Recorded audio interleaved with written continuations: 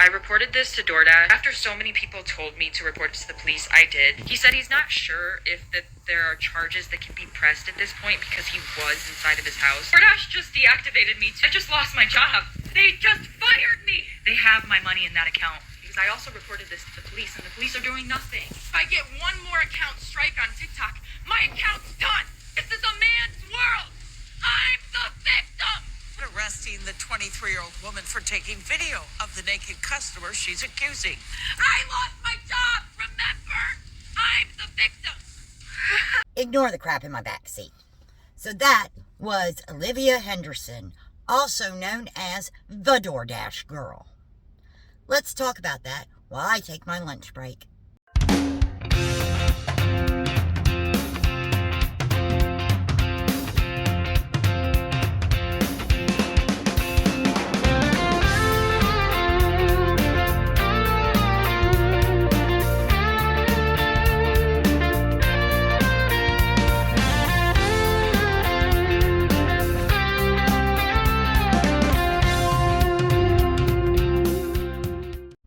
So in a nutshell, Olivia was delivering DoorDash. She delivered an order to a house. The instructions were, leave it at the door.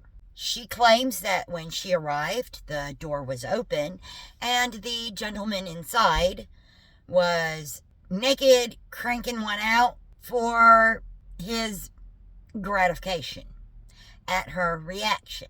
That's how she presented it originally. Now, she tried to upload the video like 3 or 4 times to TikTok, and it kept getting pulled down, and she was getting strikes. So she freaks out because her account's about to get banned, because they're trying to silence her. No, honey, you took video of a naked man and tried to post it on TikTok. You probably didn't have it blurred out very well originally. She filed a complaint through Doordash. They didn't respond to her in what she considered a timely manner, and she did file a police report. Well, you know, police have to investigate things. So the police go over and they talk to the gentleman, and the guy's like, dude, I'm in my house. I'm a little drunk. I apparently passed out, woke up on my couch, my door's wide open. What's going on? I don't know what happened. I don't remember her even being here. The cop's like, well, do you have any evidence? He's like, yeah, dude, I got a Ring camera. They pull up the Ring camera. Guess what? The door was not open when she arrived. Now, it's unclear whether she turned the knob and pushed the door open, or if she just knocked and it swung open.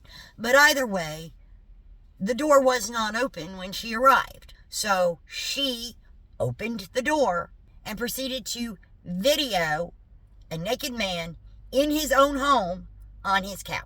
Well, now she's been arrested. She's been charged with 1 count of second-degree unlawful surveillance and 1 count of disseminating unlawful surveillance in the first degree.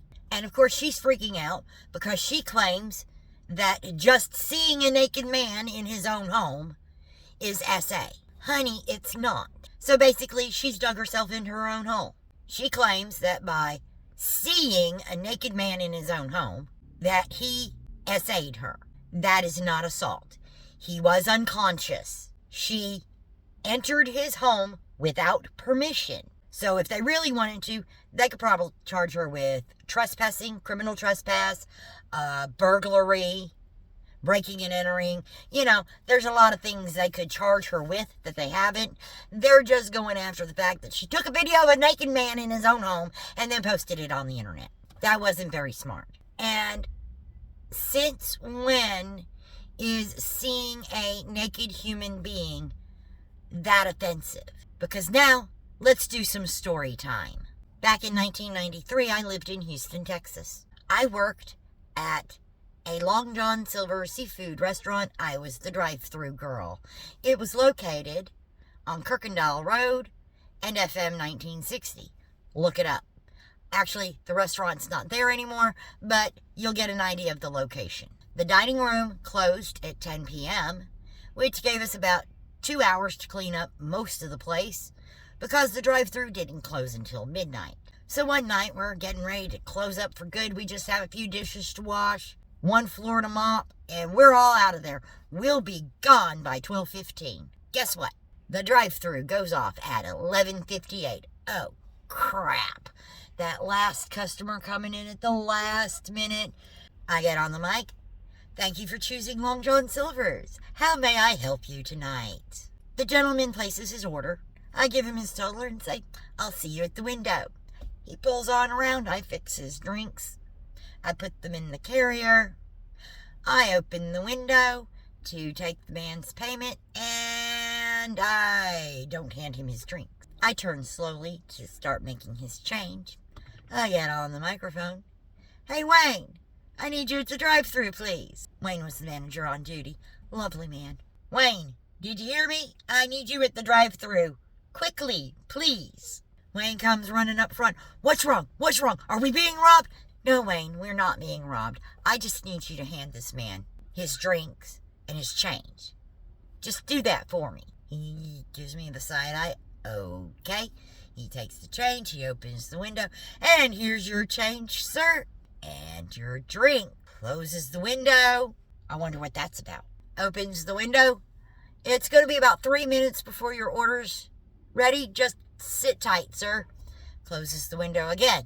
The man was completely naked except for a washcloth right over his genitalia. So, yes, this is a sneaky situation, and Wayne and I were trying so hard not to bust out laughing because we have to be professional. Did we call the police? No, we did not. Did I consider myself the victim of intimate assault? No, I did not. It was funny. It was one of those slightly embarrassing situations that does happen in your lifetime. It's never expected. That is one thing that Wayne and I were both able to mark off of our Never Have I Ever list. Never have I ever seen a naked man in a drive-thru. Mark that one off. I got a drink. So anyway, Wayne and I laughed about it. Now, we have no idea. We have no idea what possessed the man to drive naked at 11:50 p.m. to go get some fish. If you happen to be the person who was in the drive-thru that night in 1993, Houston, Texas, at the Long John Silver's on Kirkendall Road and FM 1960, or if you've heard that story from maybe your dad, an uncle, a cousin, somebody, please let me know. We want to know what possessed you. What possessed this man to be in the drive-thru naked wearing nothing but a washcloth? Wayne and I laughed about it.